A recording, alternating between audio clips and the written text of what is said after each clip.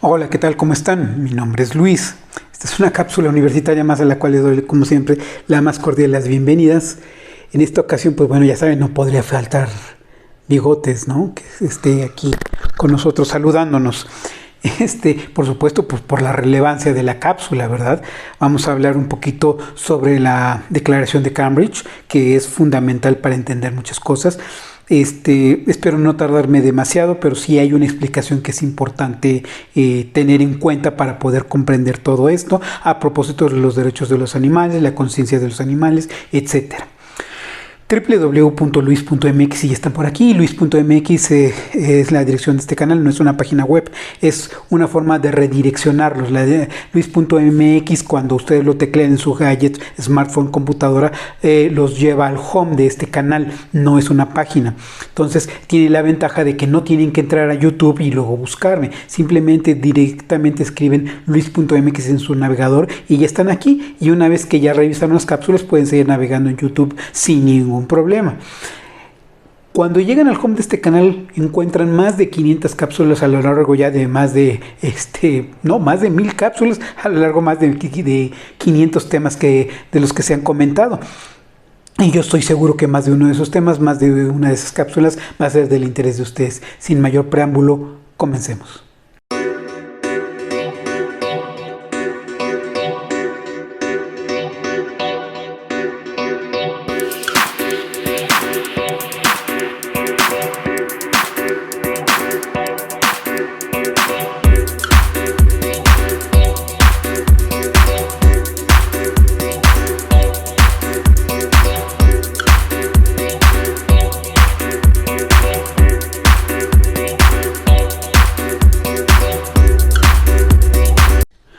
Bueno, la relevancia no es menor, yo creo que es muy importante. Saludos cordiales de Bigotes, y le agradece que se acuerden de él. Saludos.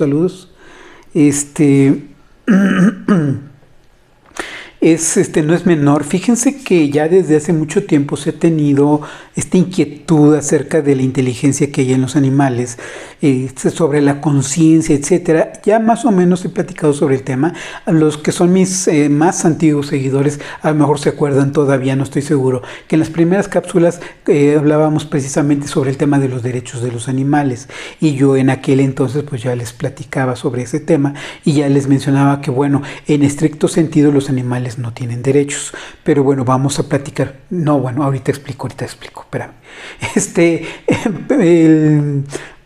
Les comento, bueno, a grandes rasgos. Hay un estudio que se hace por ahí del año 2012, todavía alcanzó este señor Stephen Hawking a encabezar uno de los grupos de trabajo allá en Cambridge, allá en el Reino Unido, pues. Entonces, hay una serie de estudios que se hacen, que ya se habían convocado desde tiempo atrás, y a través de estos estudios se ha buscado con cierta inquietud el nivel de inteligencia de los animales y la conciencia y todo esto. Y bueno, a partir de esta declaración han surgido varias cosas que son bastante interesantes sobre esta situación. En primer lugar, es la conciencia de los animales. ¿Los animales tienen conciencia? La respuesta es sí, de acuerdo con lo que cierra esta declaración, en donde, bueno, efectivamente, si uno hace un análisis, a veces con los animales un poquito más inteligentes es más fácil, a lo mejor con otros animales no, porque hay que recordar que, bueno, las inteligencias son diferentes. Pero si uno observa, por ejemplo, cuando tiene uno un perrito o tiene uno un gatito, etcétera, hay ciertas actitudes o ciertas maneras en su comportamiento que nos hacen pensar que efectivamente tienen cierta conciencia. Yo sé, y se los he dicho en cápsulas anteriores, a veces hay estos videos divertidos del TikTok, aquí mismo en YouTube, o etcétera, otras plataformas, en donde, bueno, ve a uno a veces a los animales que se miran al espejo y se asustan porque tal vez creen que es otro animal.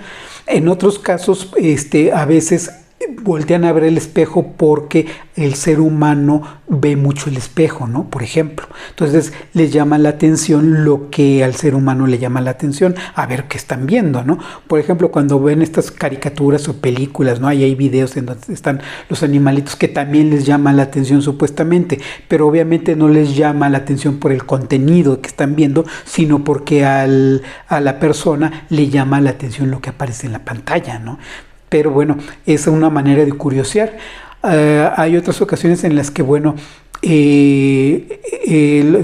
he observado yo, por ejemplo, con Bigotes, que cuando se mira al espejo, se mira al espejo con cierta curiosidad, pero se ve como con naturalidad, nunca se ha visto con sorpresa frente al espejo, ¿no? Entonces eso permite pensar que al verse el espejo y verse con normalidad y voltear y verse así, le permite a él que de alguna manera reconocerse a sí mismo en la imagen, en un reflejo, ¿no?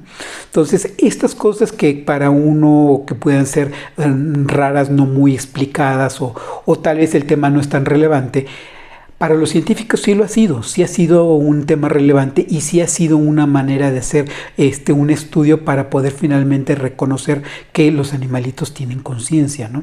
Y al tener conciencia, obviamente significa que les tienes que reconocer inteligencia.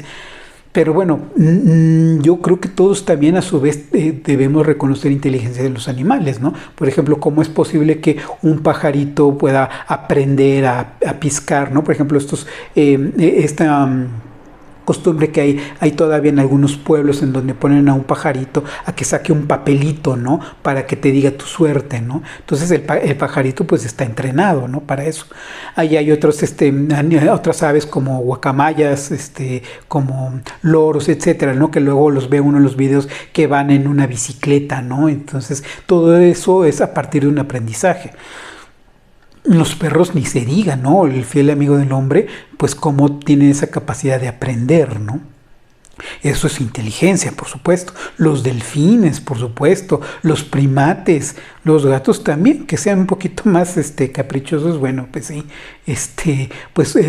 llega a ocurrir, ¿no? Pero la cuestión es que el fondo de esto es que hay una inteligencia. Entonces hay que reconocer esa inteligencia y a partir de eso se pueden derivar muchas cosas, entre ellas esta situación de los derechos de los animales, que sería a partir de un reconocimiento de que son animales sintientes. Esto es porque, bueno, también los seres humanos somos una especie, que eso es lo primero que hay que reconocer. Los seres humanos como especie, pues bueno, somos una de las varias especies, nada más que por la supuesta inteligencia que nosotros tenemos, esa capacidad de raciocinio que es superior, al menos eso es lo que nosotros creemos, pues bueno, nosotros estamos como que tomando la batuta, nadie nos la dio, nosotros la tomamos, ¿no? Pero a partir de eso, como a todos los demás, le tenemos que, de alguna manera, tal vez reconocer derechos. Esa es la parte en la que yo ya no estoy tan de acuerdo, porque yo les platicaba en cápsulas anteriores, ahora sí que para quien guste darle un recorrido a la lista de videos de este mismo canal, he platicado ya sobre este tema.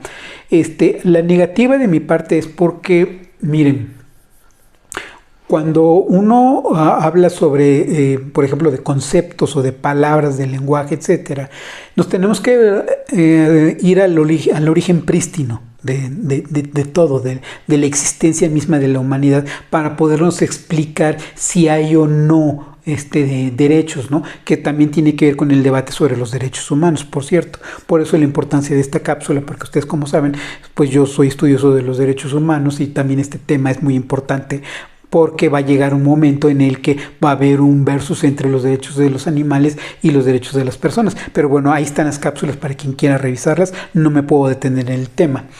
Y a partir de esto nos vamos al origen prístino y viene la pregunta obligada. Si los seres humanos no existiéramos, ¿existirían los derechos? Pues por supuesto que no. ¿Por qué? Porque quienes forman conceptos son los seres humanos. Y los derechos son conceptualizaciones humanas. Por lo tanto, si no hubiera humanos, pues no habría conceptos, no habría derechos. Por lo tanto, uno tiene derechos con base en el reconocimiento que hacemos los propios seres humanos de esos derechos.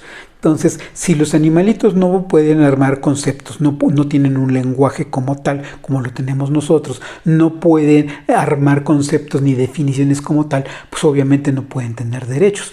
Tendrán los derechos que uno quisiera otorgarles. No se les puede reconocer porque no los tienen per se. Uno tiene que generar un concepto, crear un concepto de derechos y entonces después decir que se les reconocen. Pero si se dan cuenta, y hay una paradoja, hay un absurdo. No puede ser eso factible, porque para que nosotros podamos reconocer tendríamos que decir que ya existen y lo que necesitamos es nada más reconocer. Pero si los animalitos no pueden razonar, ¿cómo van a tener derechos como tal? Porque en todo caso pues tendrían sus propias conceptualizaciones y tal vez no se le llamarían derechos, ¿no? Entonces creo que ese tipo de detalles son los que hay que reflexionar y son precisamente para esos momentos a los que yo les invito para que hagan ese raciocinio, esa reflexión y puedan ustedes llegar a sus propias conclusiones. Como ustedes saben, yo no busco convencer a nadie, solamente pongo los temas sobre la mesa de debate y ustedes mismos hacen esas mejores opiniones, por supuesto, y ya lo saben, desde los inicios de este canal y hasta la fecha, así es, ustedes tienen la mejor opinión. Entonces, dado eso, me llegan a preguntar, bueno, pues si no tienen derechos, entonces no entiendo cómo opera la situación. Bueno, lo que pasa es que nosotros como seres humanos, se supone que somos las personas que estamos razonando, que estamos buscando la manera de convivir a partir de esos derechos. ¿Por qué? Porque si estamos necesitando sobrevivir, necesitamos generar reglas. ¿Para qué? Para que podamos armonizar a la sociedad. Si necesitamos vivir en sociedad, necesitamos generar reglas. Si no tenemos esas reglas, nos vamos a empezar a matar los unos a los otros. Entonces necesitamos marcar esas reglas, ¿no? Entonces es ahí en donde viene que reconozco que tú también tienes derechos. Nosotros sí. Tenemos que reconocernos entre nosotros esos derechos para no destruirnos, ¿no? Y entonces ya poder armar esa armonía en sociedad, ¿no? Entonces, si reconocemos esto, también tenemos que reconocer que no solamente somos como nosotros como sociedad, necesitamos el ambiente, todo lo que está alrededor. Ya platicábamos sobre esta reflexión que hacía don José Ortega y Gasset acerca de que yo soy yo y mi circunstancia, ¿no? Entonces significa que no estamos solos nosotros, sino que también dependemos de circunstancias que tenemos que tener muy en cuenta, estarlas observando. Por eso concluye la frase diciendo, si no la salvo a ella, no me salvo a mí. Es decir, tengo que intervenir en la circunstancia para que no me afecte negativamente, sino que al contrario, me beneficie. Entonces, ahí está la cápsula para quien guste revisarla sobre José Ortega y Gasset. Entonces, tenemos esta situación en donde si reconocemos que dependemos del medio ambiente, pues tenemos que también que reconocer que hay que respetar el medio ambiente, porque si tú no respetas el medio ambiente, el medio ambiente de alguna manera te va a cobrar las cosas.